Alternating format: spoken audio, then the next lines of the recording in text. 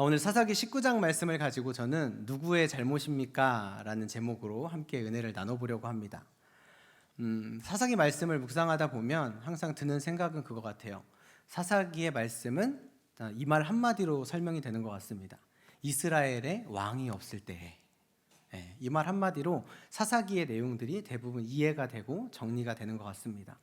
당시 사회에 질서가 없어 사람들이 자신이 옳은 대로 판단하고 행동했다라는 것이죠.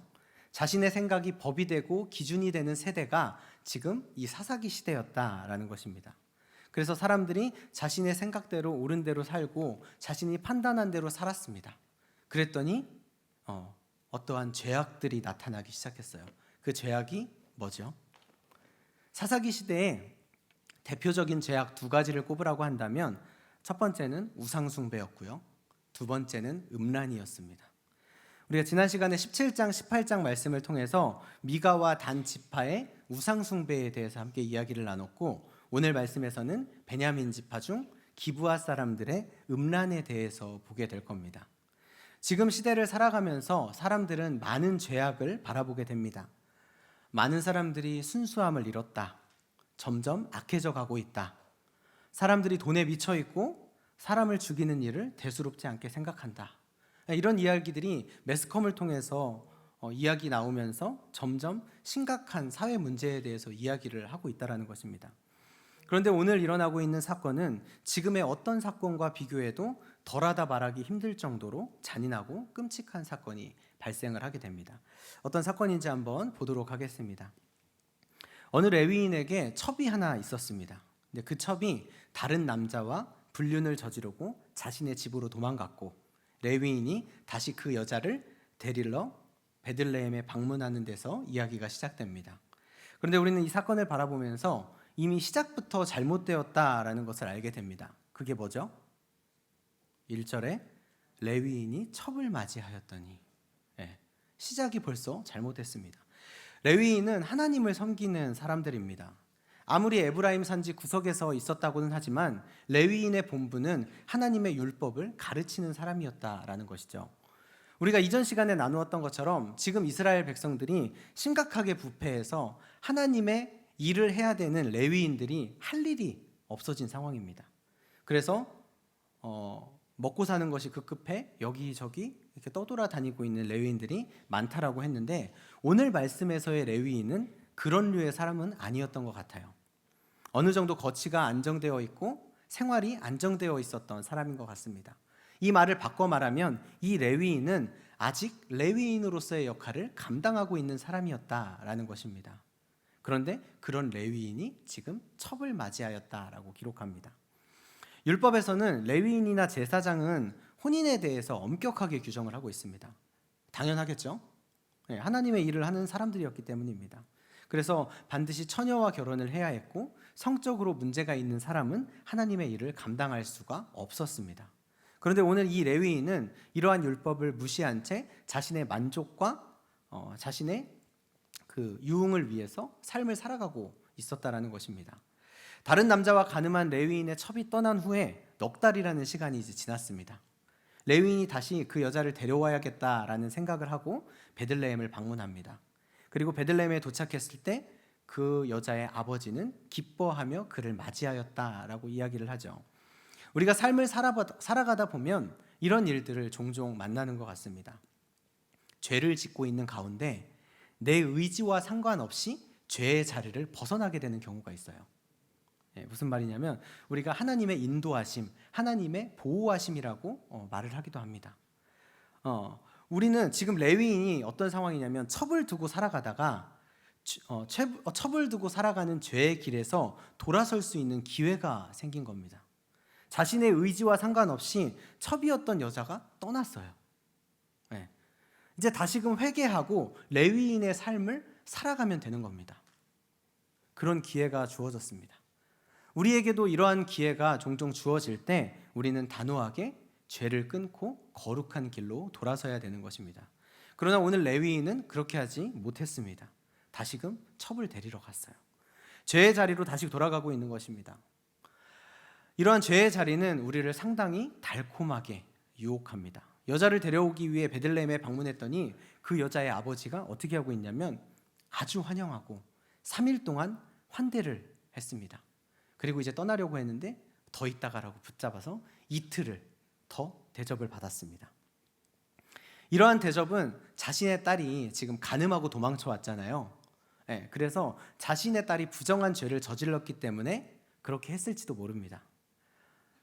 그런데 지금 레위인은 이곳에 온 목적이 이 여자가 부정한 일을 저질렀기 때문에 이 여자를 어떻게 징계하거나 처벌하려고 온 것이 아니라 잘 구슬려서 데리고 가려고 하는 목적으로 온 거예요. 그런데 그 아버지의 입장에서는 이 레위인의 속을 알 수 없으니 이렇게 어떻게 될지 몰라 이 레위인을 잘 대접하고 기분을 풀어주려 했던 것 같습니다.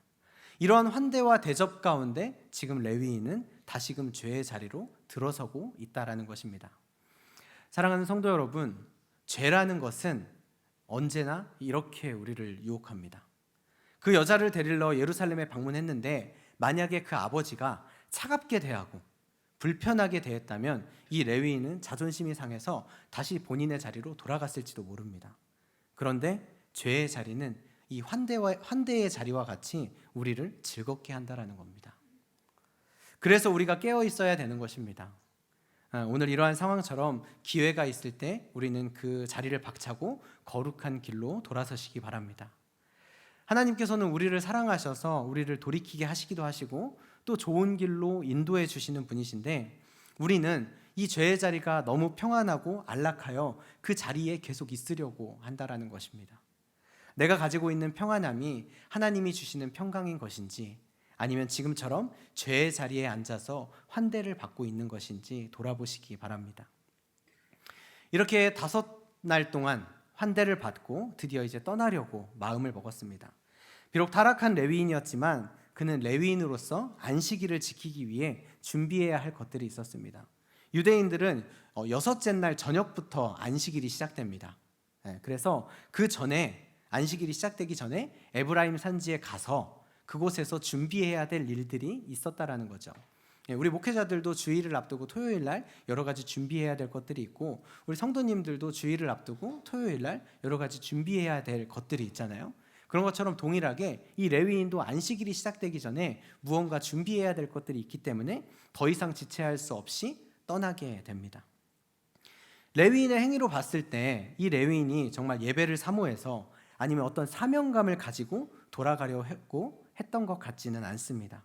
마음은 더 입고 싶었지만 다른 사람들에게 보여주어야 하는 그런 모습들이 있었기 때문에 그랬을지도 모릅니다.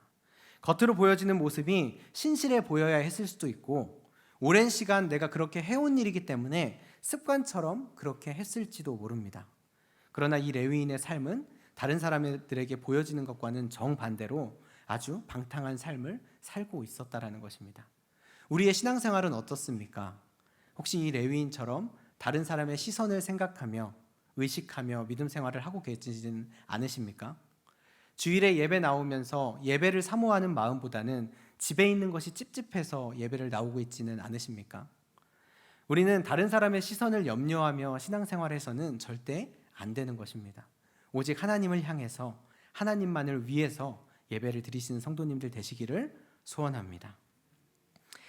자, 이렇게 베들레헴의 환대를 뒤로하고 에브라임으로 향하던 레위인은 이제 여부스에 다다르게 됩니다. 함께 가던 종이 곧 해가 떨어질 것 같으니 이 여부스 성읍에 들어가서 자고 가자고 제안을 하지만 레위인은 이스라엘 자손이 속하지 않은 이방인의 성읍에서 잘 수가 없다. 그러니 기브아로 가자라고 이렇게 이야기를 합니다. 레위인이 여부스를 대신해서 기브아를 택한 것은 자신의 안위 때문이었습니다. 교만한 인간의 선택이었죠. 여부스는 예루살렘의 옛 지명이라고 오늘 말씀에서 이야기를 하고 있는데 당시 이스라엘 백성들이 아직 여부스 족속을 완전히 몰아내지 못하고 있을 때예요. 여부스 족속과 이스라엘 백성들이 같이 살고 있는 곳이었다라는 겁니다. 그래서 괜히 여부스에 들어갔다가 봉변을 당할 수 있다라고 판단을 하고 이스라엘 백성 중 베냐민 지파가 속해 있는 비교적 안전한 기브아로 가서 자자 이렇게 결론을 내린 것입니다. 그런데 기브아에 도착했을 때 그들은 아무 집에서나 자려고 했지만 아무도 그들을 영접해 주는 사람이 없었습니다. 그들은 왜 아무도 자신들을 이렇게 받아주지 않는지 몰랐을 것입니다. 그리고 생각했겠죠. 아유, 여기는 인심이 안 좋구나.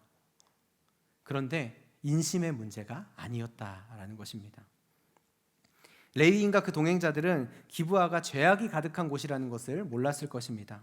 이어서 이야기하겠지만 이 기브아는 동성애와 성폭행을 아무 꺼리낌 없이 하는 죄악된 성읍이었습니다.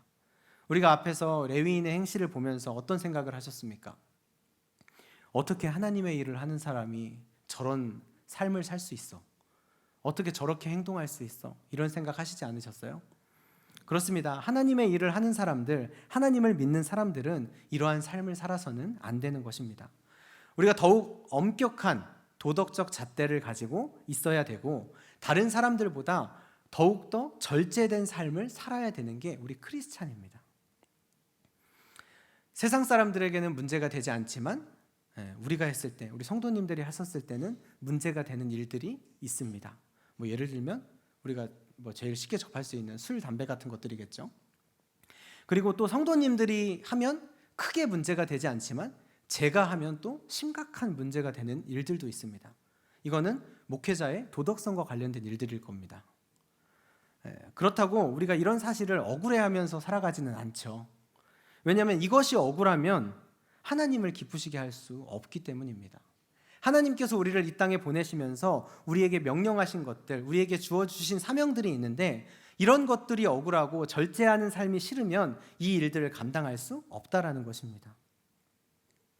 그래서 우리는 조금 답답하고 억울하게 사는 것처럼 느낄 수 있지만, 그것이 세상에서 그리스도인의 정체성을 나타낼 수 있는 부분입니다. 그렇기 때문에 그것을 우리가 감당해야 되는 것입니다. 사도 바울이 이렇게 이야기를 했습니다. 내가 만일 고기 먹는 것을 가지고 형제가 실족한다면 나는 영원히 고기를 먹지 않겠다라고 이야기를 합니다. 저는 고기를 좋아하기 때문에 굉장히 큰 결단이라고 느꼈는데 우리 성도님들은 어떻게 느끼셨는지 모르겠습니다.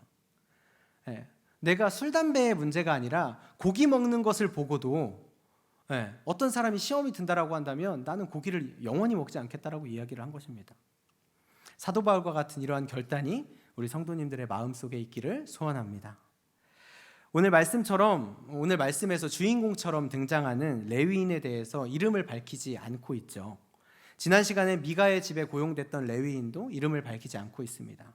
이것은 이 레위인의 모습이 어떤 특정한 레위인을 이야기하고 있는 것이 아니라 지금 이스라엘 안에 일반적인 레위인들의 모습을 대표하고 있다는 것입니다.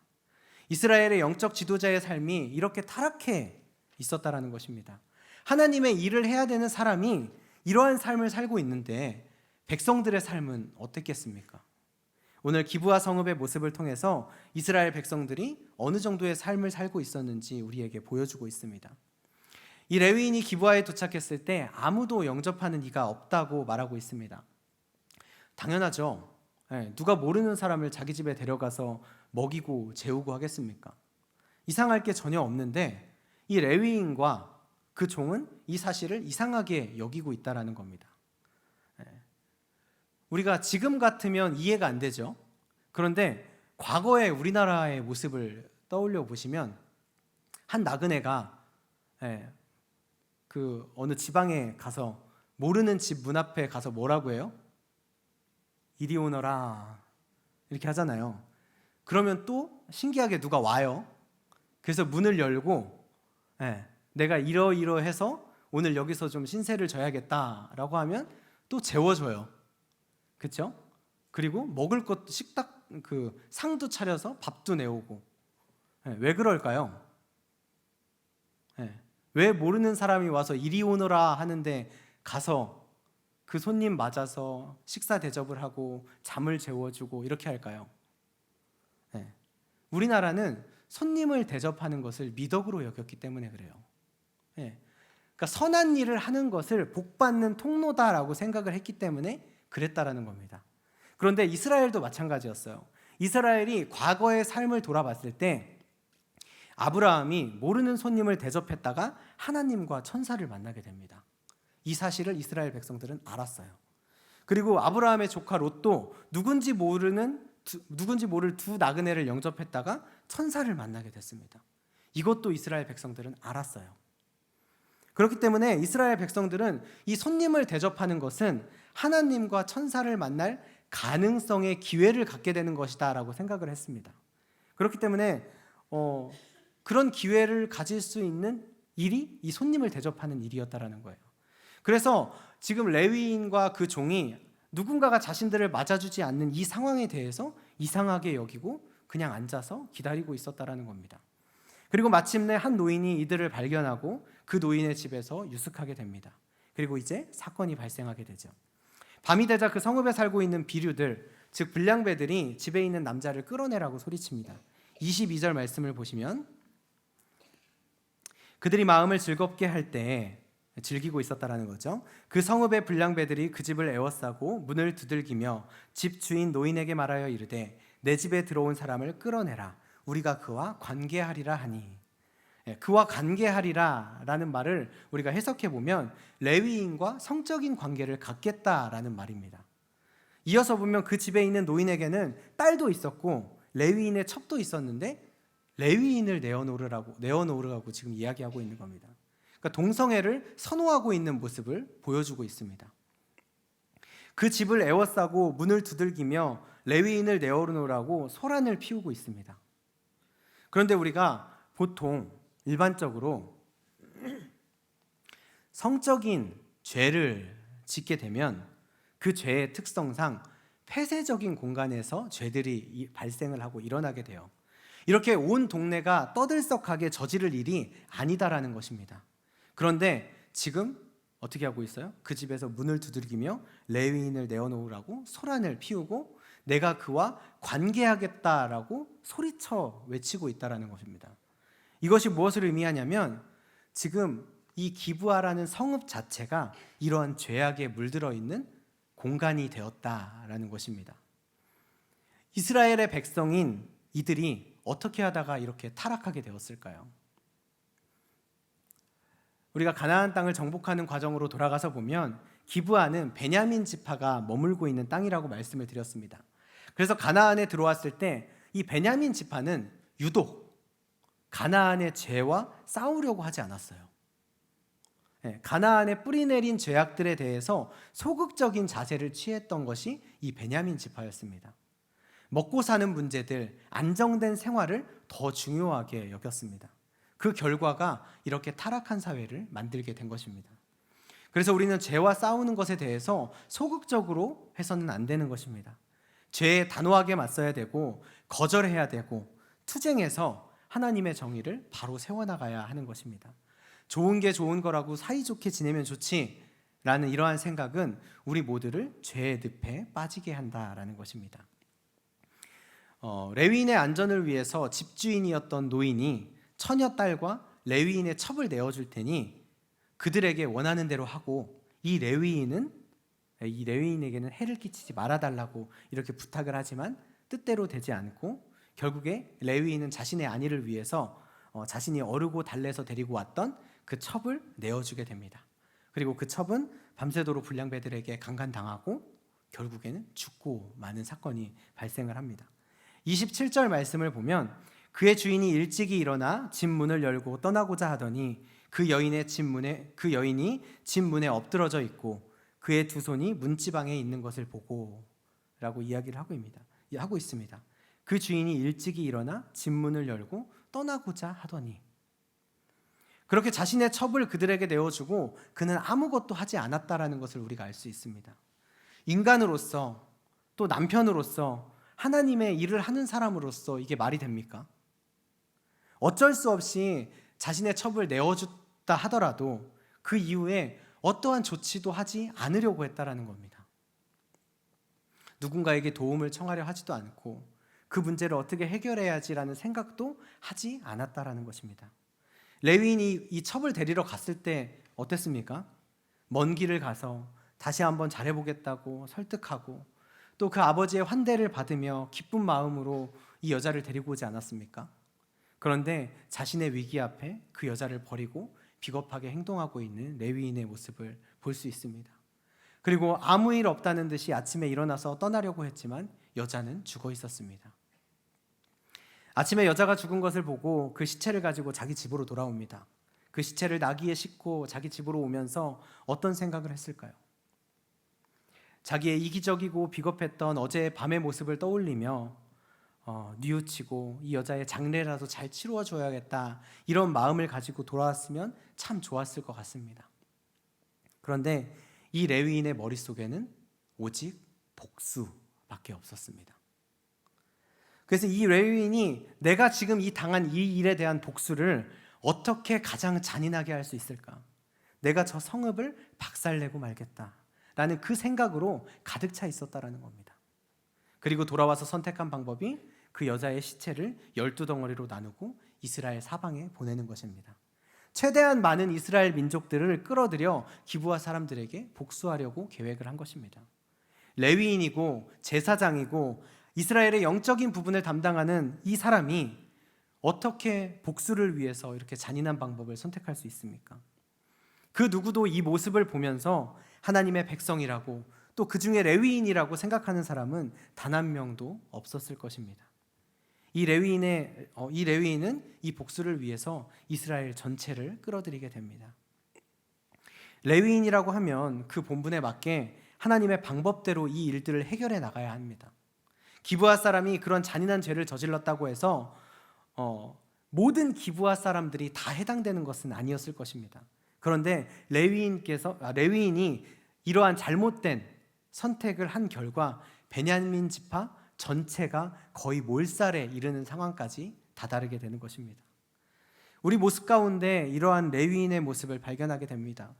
개인적으로 책임져야 할 일들이 있는데 온 집안 사람들을 다 끌어들여서 그 일을 해결하려고도 하고, 또 단둘이 해결할 수 있는 문제를 가지고 온 교회를 시끄럽게 하며 많은 사람들을 시험에 들게 하기도 합니다. 우리가 살다 보면 내가 잘못해서 환난을 당하기도 하고요, 또 때로는 내가 아무 잘못을 하지 않았음에도 불구하고 억울한 일을 당할 수 있습니다. 그거는 누구나 살면서 다 겪는 일일 것입니다. 그런데 그때 우리 성도님들께서는 하나님을 찾으셨으면 좋겠습니다. 우리는 세상의 사람들과 다르게 살아가기로 결심한 사람들입니다. 그렇기 때문에 사람의 방법으로 문제를 해결하려고 하는 것이 아니라 하나님 앞에서 회개를 하든지 하나님 앞에서 억울한 일을 토로하든지 하나님 안에서 이 문제들을 해결하시기 바랍니다. 말씀을 정리하도록 하겠습니다. 오늘 말씀을 보면 레위인도 잘못을 했고요, 그리고 기브아 사람들도 잘못을 했습니다. 또 첩이었던 여자도 잘못을 했고 그 아버지도 잘못했습니다. 그런데 어느 누가 더 잘못했냐가 중요한 것이 아닙니다. 중요한 것은 우리가 이런 죄 가운데 살고 있다는 것입니다. 죄의 문제를 적극적으로 해결하지 않으면 우리는 기브아 사람들처럼 죄가 죄인 것도 모른 채 살아가게 됩니다. 이 기브아 사람들의 죄를 나중에 성경에서 뭐라고 이야기하고 있냐면, 하나님께서 호세아 때 이스라엘이 멸망하게 된 이유를 말씀해 주시는데, 그 이유를 이스라엘이 기브아 때부터 죄를 지었기 때문이다 라고 이렇게 언급을 하고 있습니다. 우리는 죄에 대해서 경각심을 가지고 늘 예민하게 반응해야 하는 것입니다. 우리가 지금 이 지은 죄 때문에 우리의 후대, 또 우리의 가족들이 또 하나님 앞에 이러한 일들을 겪을 수 있다라는 것입니다. 그리고 또 한 가지, 그리스도인으로 살면서 오늘 레위인과 같이 겉과 속이 다른 삶을 살아서는 안 된다라는 것입니다. 안식일을 지키는 거룩한 사람인 척, 한 여자를 사랑하는 다정한 남편인 척, 불의를 보고 가만히 지켜보지 못하는 정의의 복수를 해야 되는 그런 사람인 척, 이러한 척들을 하지 말아야 된다라는 것입니다. 오늘 레위인이 보여주었던 이런 행동들은 가식적인 행동들이었고요, 하나님 보시기에 가증한 행동들이었다라는 것을 기억하시기 바랍니다. 제가 오늘 드리는 말씀들이 조금 듣기에 거북하실 수 있고, 또 나는 저 정도는 아니다라고 해당이 안 된다라고 생각을 하실 수 있습니다. 그런데 성경 말씀을 통해서 굳이 이러한 이야기들을 우리에게 하나님께서 하시는 이유는 이 추악한 모든 상황들이 지금 우리의 현실이기 때문입니다. 우리가 살고 있는 세상이기 때문입니다.